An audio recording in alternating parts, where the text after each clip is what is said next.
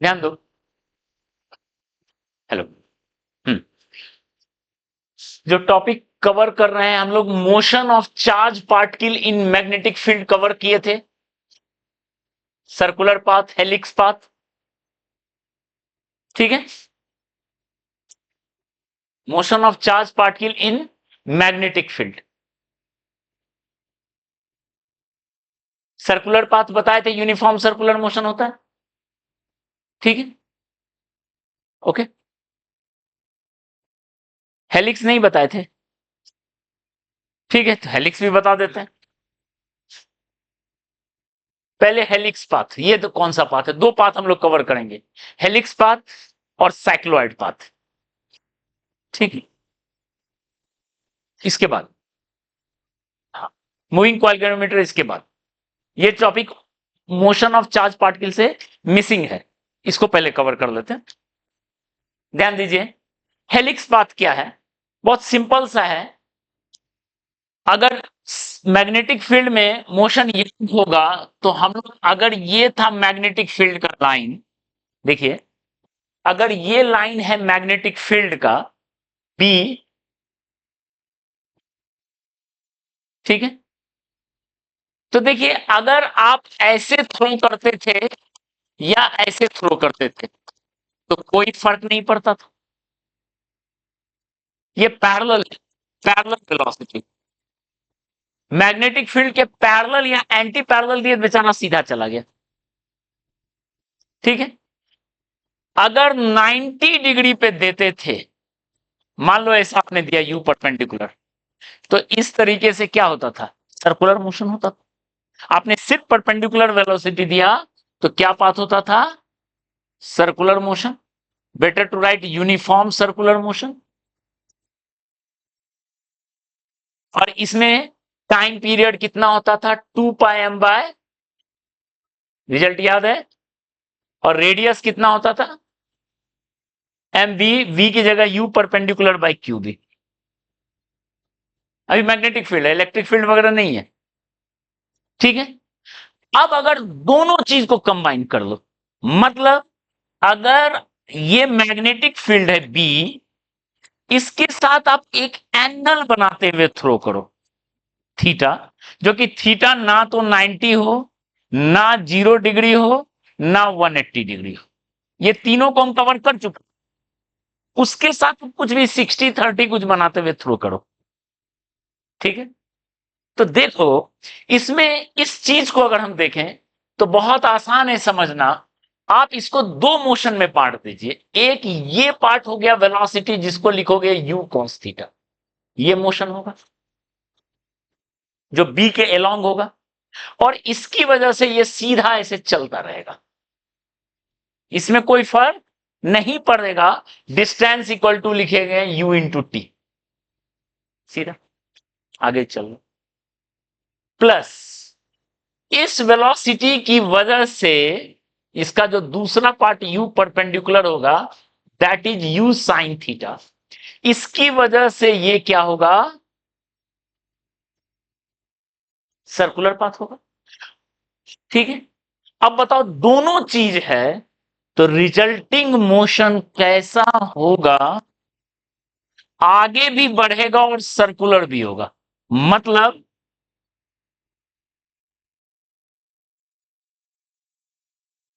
बिल्कुल जैसे स्प्रिंग होता है, स्प्रिंग, स्प्रिंग का वायर जिससे, ठीक है।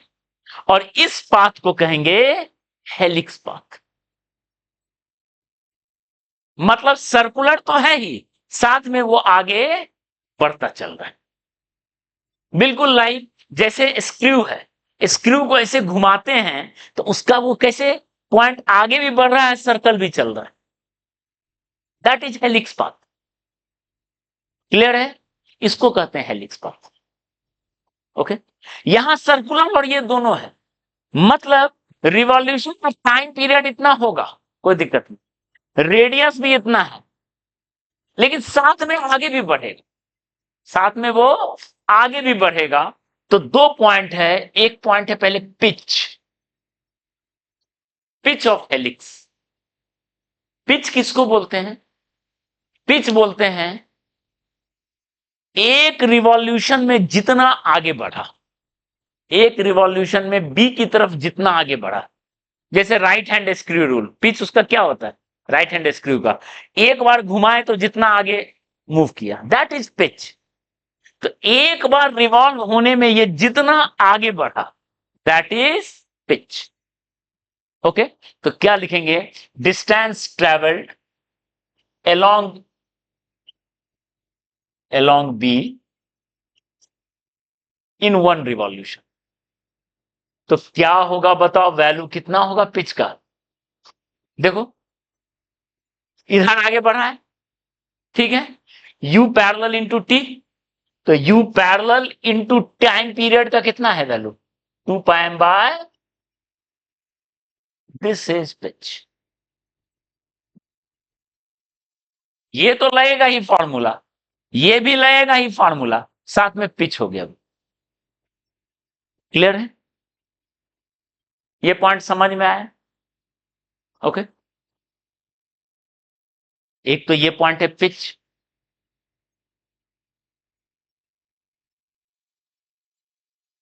ओके। सेकेंड पॉइंट, देखो, अगर बी के साथ इधर इलेक्ट्रिक फील्ड भी रहता, सपोज,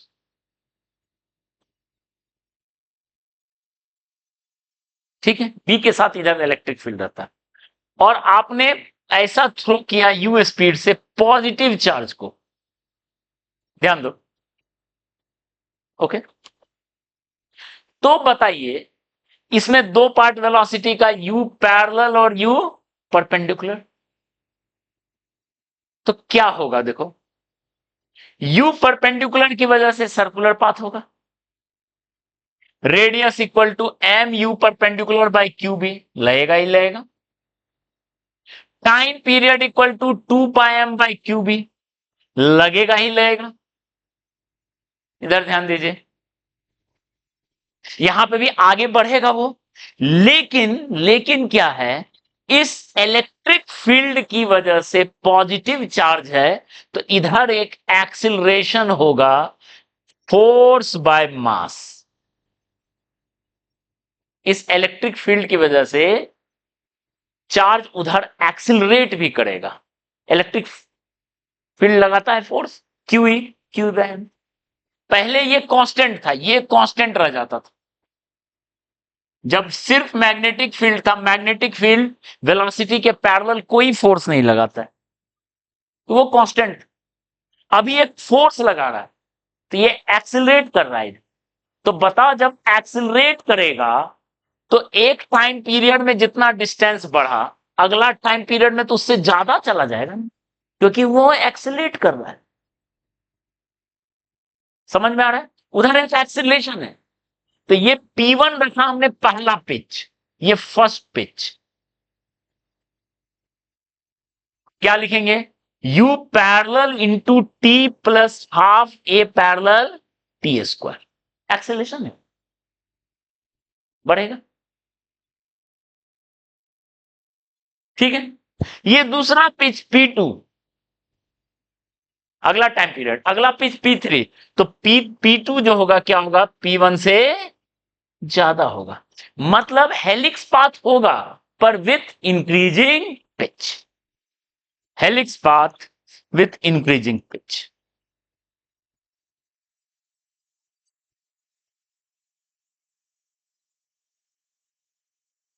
क्लियर है, helix path with increasing pitch, logic समझ में आया। लेकिन बताइए यही चार्ज अगर नेगेटिव हो जाता, यही चार्ज अगर नेगेटिव हो जाता तो क्या होता, इलेक्ट्रिक फील्ड किधर लगेगा, फोर्स उल्टा लगता, अगर वही चार्ज नेगेटिव हो जाता तो इलेक्ट्रिक फील्ड किधर फोर्स लगाता, उल्टा लगाता, ओके, नेगेटिव चार्ज पे इलेक्ट्रिक फील्ड उल्टा लगाता है, किधर फोर्स लगाता, तो बता यू पैरेलल किधर होता, इधर के बजाय किधर होता, उधर होता, यानी यू पैरेलल बढ़ता या घटता, घट, यानी पिच घट रहा होता, तो अगर इफ क्यू वेयर नेगेटिव या फिर electric field in opposite direction,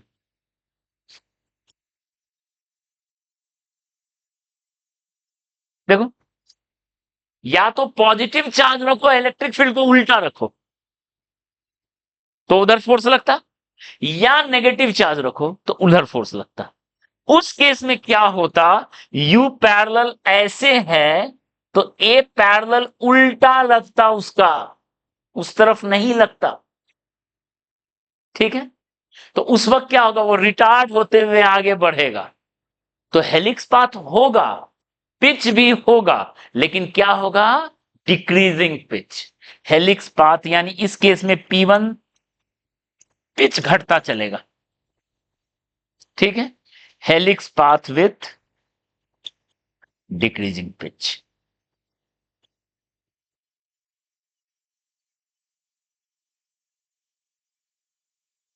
helix path with decreasing pitch. ठीक है, ये पॉइंट। तो ये है हेलिक्स पाथ का कहानी, कि जब आप एंगल पे डाल दो थीटा इक्वल टू 90 नहीं, 180 नहीं, 0 डिग्री नहीं, तो वो ऐसा स्प्रिंग की तरह आगे बढ़ता रहेगा। कांस्टेंट पिच समझ में आया, इंक्रीजिंग पिच समझ में आया, डिक्रीजिंग पिच क्लियर है। डिपेंड करेगा इलेक्ट्रिक फील्ड कैसा है। ओके, ठीक है, हेलिक्स पाथ क्लियर है। एक लास्ट पॉइंट हेलिक्स पाथ पे देखो, बस यहीं पे हो जाएगा वो हेलिक्स पाथ पे। क्या है कहानी, अगर आप यहां से चलना शुरू किया, देखो बी है ऐसे, ध्यान दो, ये बी का लाइन है, यहां से चलना शुरू किया, ठीक है, फिर यहां से चलना शुरू किया। ओके, तो उसी लाइन पे मान लो T0 पे यहां पे है, उसी लाइन पे एक पीरियड के बाद आएगा, उसी लाइन पे 2 पीरियड के बाद आएगा। मतलब वही बी का जो लाइन है, वही लाइन पे, जैसे अगर वहां पे घूमता, मान लो यू पैरेलल नहीं रहता, अपनी जगह फिर से आता, एक टाइम पीरियड में, 2 टाइम पीरियड में, 3 टाइम पीरियड में अपनी जगह ही आता। अब वो अपनी जगह नहीं आके उसी लाइन पे आगे बढ़, यानी वही लाइन को बार बार वो 1 time period, 2 time period, 3 time period के बाद हिट करता चल रहा है। ठीक है, तो हम यहां वर्ड में लिख सकते हैं, ओके, यहां वर्ड में हम लिख सकते हैं क्या, कि पार्टिकल हिट्स दैट लाइन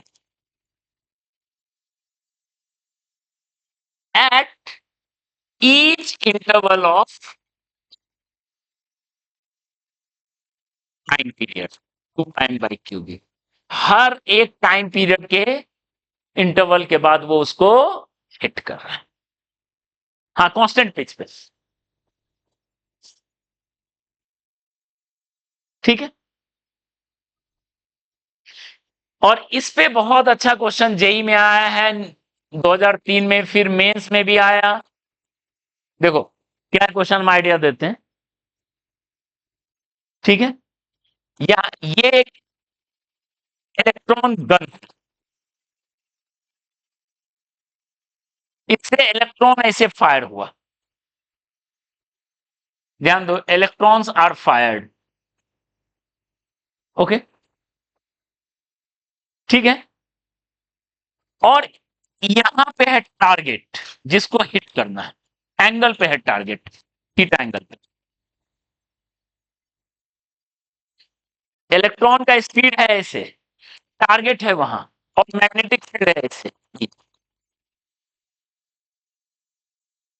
ठीक है, एंगल पे है, तो बताओ यहां से वो हेलिक्स बनाएगा इस पे, एंगल पे है।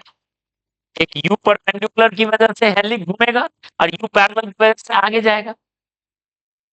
ठीक है, तो उस टारगेट को हिट करने के लिए एन टाइम पीरियड बाद हिट करेगा उस टारगेट को। जैसे 1 time period, 2 time period, 3 time period, then यहां लिख सकते हैं target will be hit at some integral multiple of time period.